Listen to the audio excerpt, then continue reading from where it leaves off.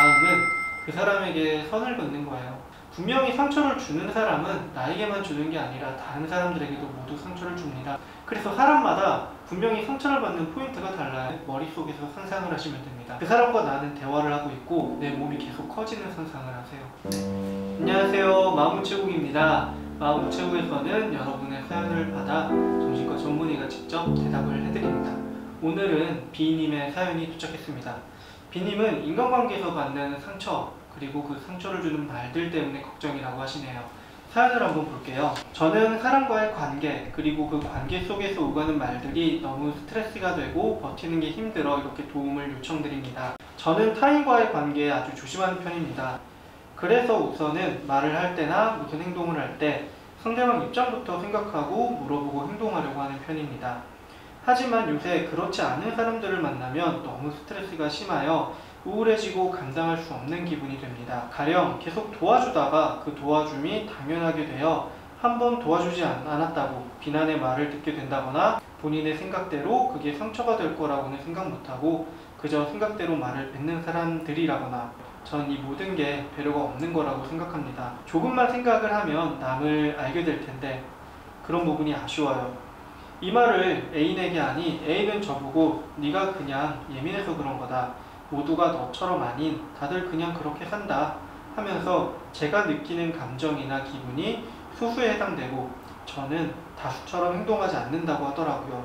제가 그저 착하고 예민한 거라면서요. 전 그 말 역시 너무 상처를 받아 애인에게 관계를 생각해보자고 말했습니다. 제가 너무 제 좋을 대로만 생각하는 걸까요? 전 더 이상 이런 배려 없는 행동이나 말들을 받을 때마다 어떻게 털고 일어나야 할지 모르겠습니다. 사람들이 모여서 살다 보면은 분명히 서로에게 상처를 주기도 하고 아픔을 주기도 합니다. 그런데 지금 B님처럼 상처받는 일이 많아지게 된다면 분명히 우울해지고 불안해지고 힘들어질 수도 있을 거예요. 지금 안타까운 점은 이제 애인분과도 지금 관계가 멀어져 있는 것 같아서 사실은 이 부분도 안타깝네요. 애인이나 이제 가장 가까운 사람들은 무조건 내 편이 되어줄 거라 믿고 있잖아요. 그래서 지금 받으실 상처가 얼마나 클지 예측이 됩니다. 그래서 가장 중요한 건 이런 경우에는 환경을 바꾸는 게 제일 좋아요. 그런데 이렇게 환경을 바꾸자고 하면 다들 웃으시고 황당해 하십니다.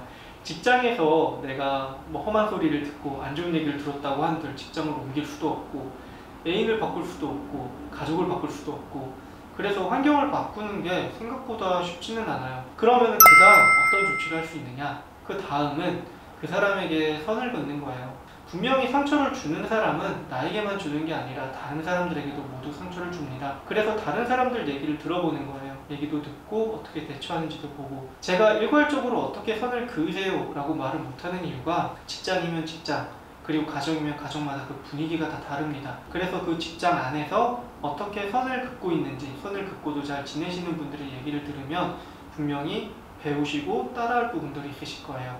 그것을 연습을 하시고 실천을 해보시면은 그 사람 자체가 바꾸지는 않지만 그 사람이 나에게 미치는 영향은 바꾸실 수가 있습니다. 그리고 자기 자신에 대해서 조금 알아보는 거예요. 사람마다 아픈 포인트가 다르거든요. 예를 들어서 누군가가 저에게 너 피부 진짜 안 좋다 하면 전 별로 상처 안 받아요. 전 피부가 괜찮은 편이거든요. 근데 누군가가 저에게 눈이 좀 작다라고 하면 조금 상처 받습니다. 왜냐면 그 진실이니까요.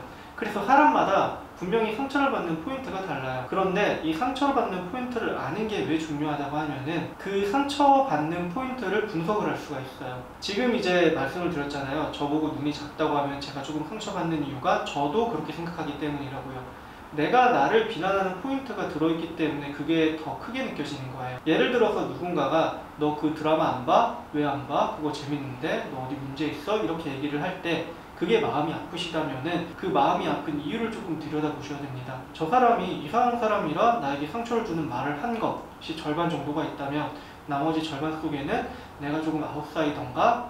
내가 흐름을 잘 찾아가지 못하나? 내가 아니면 이런 사람과의 대화를 계속 거부할 수 없을 정도로 약한 사람인가? 스스로에 대한 비난이 섞여져 있기 때문에 이 부분들을 파악을 하시고 굳이 나에게 내가 비난할 필요는 없잖아요. 그래서 이 비난들을 포기하시게 되면은 그 스트레스 받는 부분이 분명히 줄어드실 거예요. 그런데 이렇게 말로 설명을 드리면 다들 알겠다고는 하시는데 다음번에 오셔서 똑같다고 하십니다. 생각을 바꾸는 게 쉽지가 않거든요.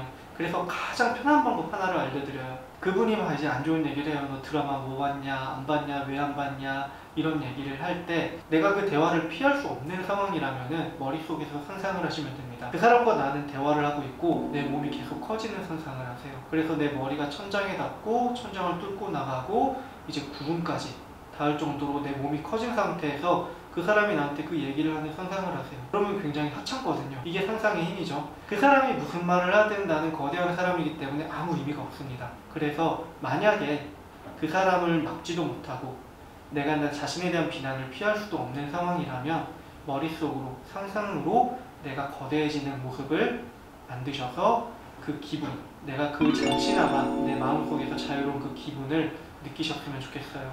그러니까 이 세 가지 방법 중에 본인이 가장 맞으시는 방법을 선택하셔도 되고 이 세 가지 모두를 한번 시도해 보셔도 괜찮을 것 같아요. 이 세 가지 방법 모두 이제 상담을 통해서 조금 더 구체적이고 자세하게 알려드릴 수 있습니다. 그러니 만약에 이런 방법들을 해보고 조금의 효과가 있으셨다면 주변에 상담 받으실 곳을 찾아서 전문적인 도움을 요청하시는 것도 도움이 될 것 같아요. 그러면 오늘 상담은 여기까지 하겠습니다. 다음에 뵐게요. 감사합니다.